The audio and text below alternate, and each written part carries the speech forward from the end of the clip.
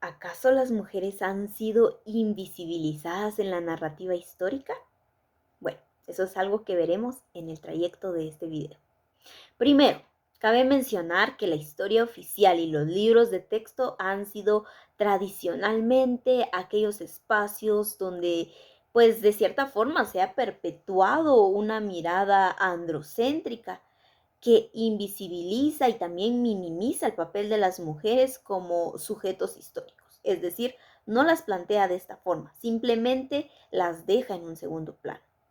Y desde la teoría de la historia de las mujeres, así como también desde el enfoque de género, se cuestiona esta narrativa. Es decir, se cuestiona esta problemática que excluye y que además codifica la experiencia masculina como la única forma de hacer historia. Es decir, la historia la hacen los hombres, no la hacen las mujeres. Y según Joanna Scott, el problema radica en que se le da una prioridad relativa a la historia de los hombres, a la historia de ellos, frente a la historia femenina, a la historia de ellas. Es una problemática que sí o sí debe de ser resuelta porque de esta forma solamente se expone una jerarquía implícita que se da en muchos relatos históricos, no solamente en los libros de texto educativos, sino que también en otros tipos de documentos históricos. Pero también creo que cabe mencionar que eso también desciende de aquellos sesgos de género presentes en las sociedades patriarcales, porque claro, el patriarcado sigue presente y los roles de las mujeres han sido cruelmente resumidos en los ámbitos privados y domésticos, marginándolas de aquellas acciones públicas que se pueden incluir en política, por ejemplo, economía, movimientos sociales, en guerras, etcétera.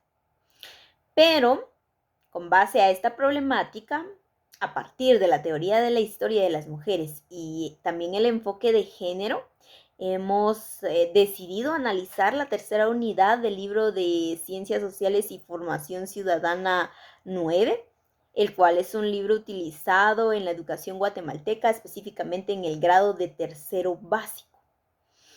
Es un material de enseñanza o un material didáctico donde hemos encontrado que las contribuciones femeninas a procesos históricos, sociales, políticos, económicos y culturales simplemente son minimizados o en dado caso omitidos, porque a veces ni siquiera se menciona el rol de la mujer dentro de estos procesos, reforzando su posición subalterna al hombre, impulsando la desigualdad de género, la limitación del empoderamiento femenino y sobre todo, y lo más triste del caso, es que nos da una visión incompleta del pasado.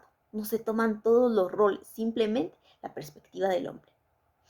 Es evidente cómo la unidad didáctica despliega una escasa representación de las mujeres, tanto textualmente como también iconográficamente. ¿Por qué?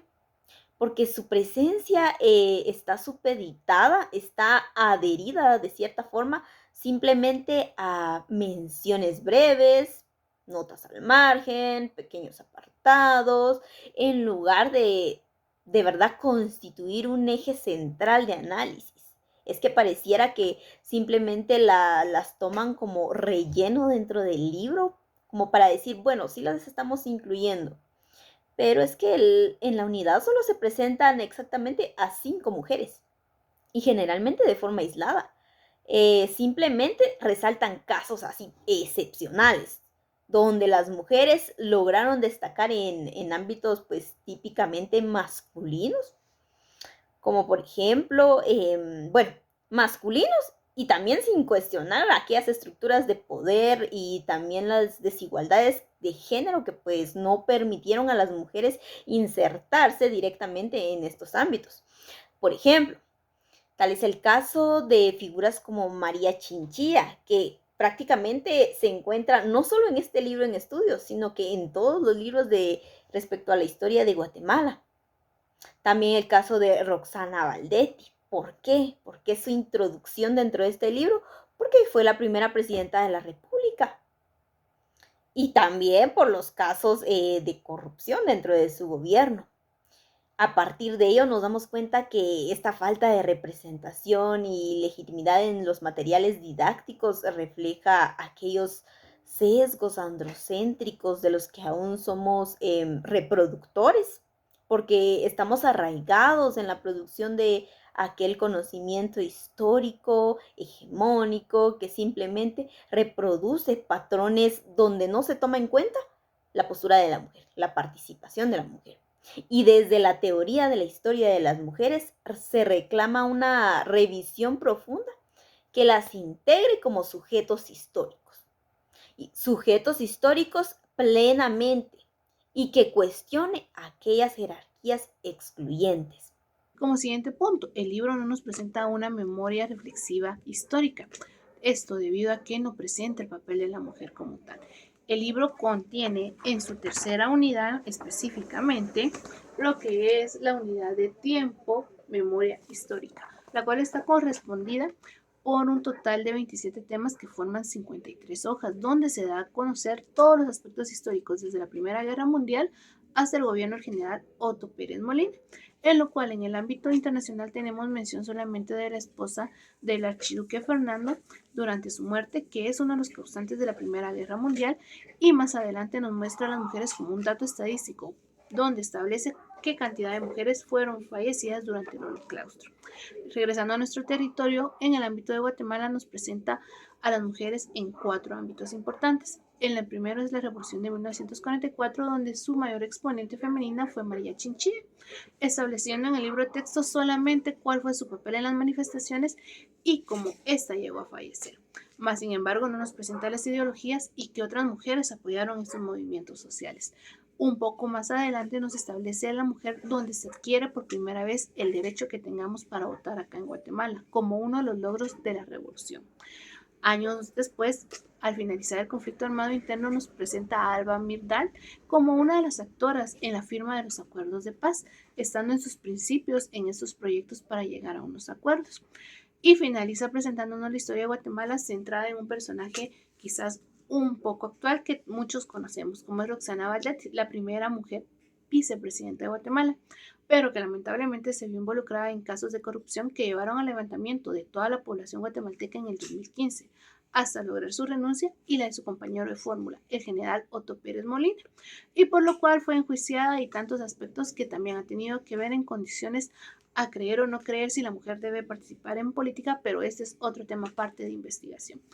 En relación a las actividades pedagógicas que presenta el libro, podemos mencionar entre ellas que no son actividades que van a desarrollar el pensamiento crítico del estudiante o creen un aprendizaje significativo. Entre estas actividades tenemos lo que son el establecimiento o la reunión de conceptos, la explicación de conceptos, entre otras actividades como investigaciones, como preguntas directas que pueden ser resueltas con apoyo del libro o incluso con guía del docente en ese momento, no creando de esta forma un conocimiento crítico, reflexivo y no invitando al estudiante que investigue más allá de estos conceptos o de esta historia que se plantea en el libro de texto. Como nuestras reflexiones finales podemos mencionar en primer lugar que la mujer no ha sido especificada o ha sido invisibilizada en muchos aspectos históricos. He aquí donde es importante que analicemos el uso del material didáctico, donde se escribe la información, los conceptos históricos y todos estos hechos desde el punto de vista del género masculino y no del género femenino. Entonces es importante cambiar ese parámetro y poder escribir y darle realce a las mujeres que han sido parte de cada uno de estos hechos históricos. También podemos mencionar que a través de estas actividades pedagógicas no se va a crear un aprendizaje significativo ni reflexivo más allá, sino se fomenta lo que es el estudio memorístico de las ciencias sociales y que muchas veces lleva a que esta materia, junto con la historia, sea una de las más aburridas por el uso continuo de datos, fechas, entre otras cosas.